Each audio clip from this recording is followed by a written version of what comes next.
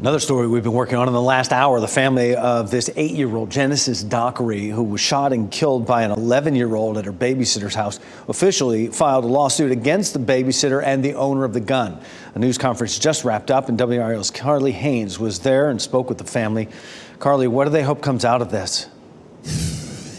They want the adults to be held accountable in this case as well.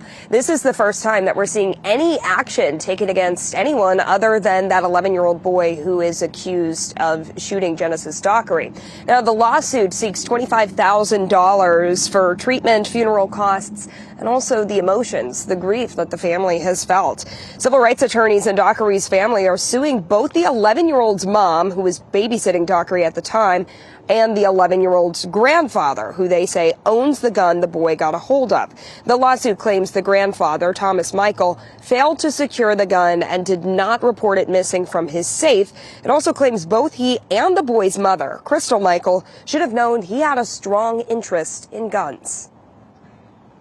We stand here today to own up to our human responsibility, our parental responsibility, to ask for justice and transparency for the life, the light, and the advocacy of Jenesis Dockery.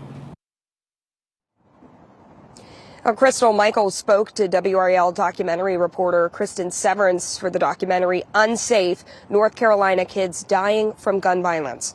According to her, her father never changed the generic code the gun safe came with. She says somehow her son figured that out and got a hold of the gun. The 11-year-old is accused of manslaughter. Now, this case is also top of mind because there's a piece of legislation moving through the legislature right now under Jenesis Dockery's name.